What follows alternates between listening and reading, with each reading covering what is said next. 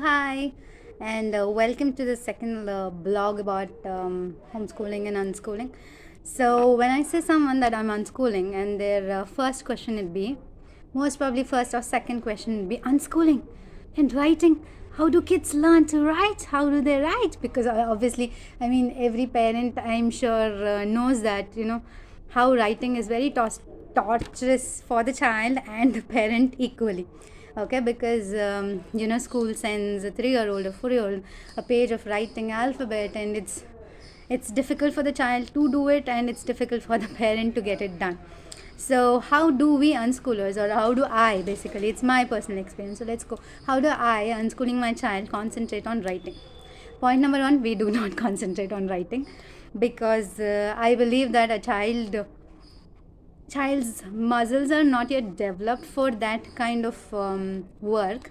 And secondly, the child chooses it when he wants to do it. So believing on this principle that the child chooses when to do it, and that the child's fingers are not ready for writing at 3-year old, but still, how do I influence it? How do I make sure that at some point of time he is interested in writing? So first one is the environment. We unschoolers believe, or I personally believe that the environment plays a very important role, not just in how a child learns, but in everything. How a child becomes, how the child turns up into, what kind of human being he is going to become later, depends completely, mostly on environment. Okay, 90% of the time it's environment. So how do I prep this environment for my child to maybe get interested in writing, or at some point of time when he's interested in writing, that he has all the equipments that he needs for writing. So point number one, we already know, I think anyone who's already into social media know that important, not social media, in general, any teacher or anyone will know the importance of fine motor skills. Point number one is fine motor skills. So work on the fine motor skills. Now, what do you mean by fine motor skills? Using your thumb and your index finger. Now, as much as the child uses these two fingers, it becomes stronger to hold a pen.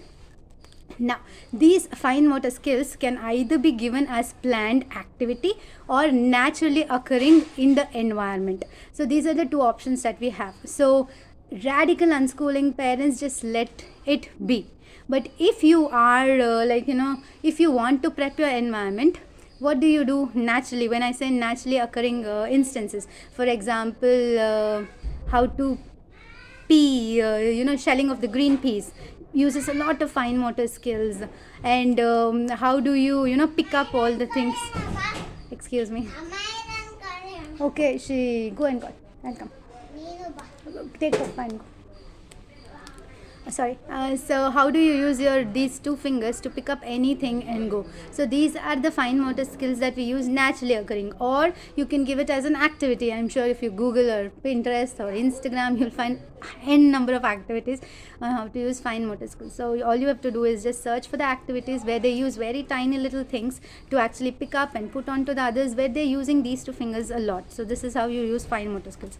The second one is, once you are keep giving this exposure to the fine motor activities, even when your child is 2 or 3 or 4 or 5, till they are okay with it. And the difficulty of this can actually be gone to the next level. As the child improves on one thing, you can go to the next level. Like, instead of using the fingers, they can use tweezers. Instead of using tweezers, they can use this clips. Instead of using clips, a smaller clip, like something difficult to use clips. So you can change the difficulty with the same activity. So as they progress with fine motor skills, you can introduce cutting and all that. I'm sure you can just Google it, so I'm not going to talk about it. So once your importance of fine motor skills is very important. And the second one is preparing the environment. How you're going to prepare the environment for the child to want to write. Like, if for example, what is the reason, like why would a child want to write? So you have to find out that reason as to why naturally the child would want to write. Number one is by modeling it. Like, if a child sees you writing, you're writing your journal, you're writing your list of the work that you want to do in a day, or you're writing a night diary, or you're writing all the grocery list, whatever it is, make sure that your child is actually looking at you writing. That's one thing that parents nowadays, we do do not do that. We all use computers and mobiles, and that's why the child wants to use computers and mobiles.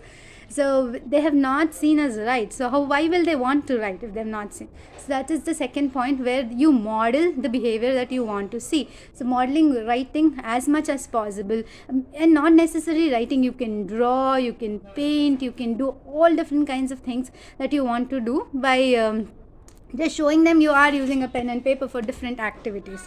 The second one is, excuse me. Okay, I'll come. Okay, so I will excuse me, I will just continue in a minute.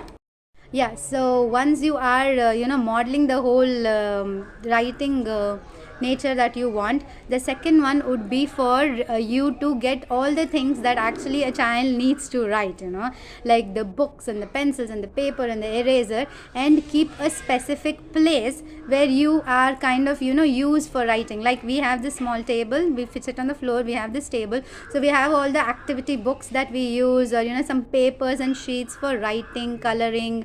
We have some crayon box, so all these are kept in this place. So when the child sees that maybe he wants to draw sometimes, or maybe he doesn't want to draw sometimes. So if I have a 1 week, if I consider on an average of 1 week, maybe couple of days he picks up, maybe couple of days he doesn't pick up. So it's completely his choice. Okay, so but I have the this environment, and that material is actually visible for him, for him to look at and work with it. And all the things that are needed for him, like pencil and paper and eraser and the what do you call, glue, and some other interesting activity books and stuff like that, and plain paper and crayons and whatever he wants to do. So all these are visible, all these are placed in a given specific place where that is going to be used to be doing that. So, and then once you've prepped your environment, once everything is necessary, and then all you have to do is just wait. when the interest strikes, the child is going to pick up, and the child is going to do whatever he wants to do and however he wants to do. And one more thing is, when activity books are actually great, if your child likes it, or you can actually introduce them to activity books, and the kind of activity books that they like. Always try to introduce activity books, not to if you're introducing it newly, like you've never done it before, for a 4-year-old, maybe start with a 3-year-old activity book, because that time 4-year-old, that amount of difficulty is not there, and the child is still not given exposure to the activity book. So when he's exposed to 3-year-old, and it's little easy, and he liking it, so that's how you actually cultivate likeness to something. Do not give them difficult level immediately if they do not know how to use it. So that's that's one more thing about activity books. We love activity books. We have been we are book freaks from before. So every time I go and I pick up an activity book which I like, and then as slowly as I realize that what are my child's interests, like for example, his interests are mostly in vehicles and construction vehicles. So every time I go pick up a coloring book which has lots of transport vehicles, an activity book if I find which includes transport or something like that, which is of his interest, so that if this is a tractor and he says, okay, I want to color it, his fine motor skills are working. So yeah, prepare your environment, make sure everything is ready, get things that a child needs and likes and loves, and expose them to as many things as possible. If he doesn't like activity books, expose to something else. Maybe make your own activity book. Earlier, before this, when he was 2 or 3, I used to make my own activity book, make a tractor and make some something else, and say, okay, can you take the tractor to this destination. So we used to make mazes. So our learning and writing is nothing like standing line, sleeping line, curve. We didn't go like that. So it was completely raw, and the way the child likes. So I would draw things for him. We would make an activity, mazes, and we would make puzzles out of it, and he loves puzzles and mazes, and things like that. So anything you find the child likes, you can either get something from outside, or you can always DIY and do things like that. So that's what actually helped us. So he's 4.5. He's coloring, writing. He can make alphabet, but he doesn't want to do, so we do not force him to do it. So yeah, I mean, I don't think he'll be able to write between that ruled lines, but at least he knows how to make an alphabet, and that's more important, I feel. So gradually they will get there. Now no one is going to ask your child if they learned writing at 3 or writing at 11, 10, 8, 7.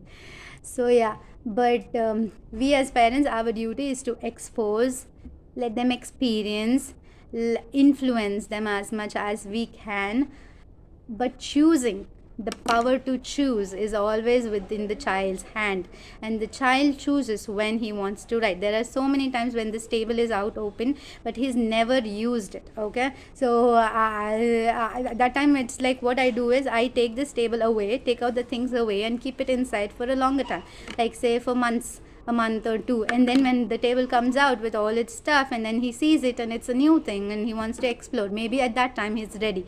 So just because you've put it out and the child doesn't like it, and if it keeps getting dusted, then it's time to understand that it's time to take it away, because the child is not interested at that time. So take it away, keep it back again, experiment. It's always about experimenting what your child likes. So yeah, that's about how we introduce writing with our 4-year-old. And thank you. If you need any other kind of unschooling, homeschooling videos, please leave in a comment below. And thank you. Have a great day.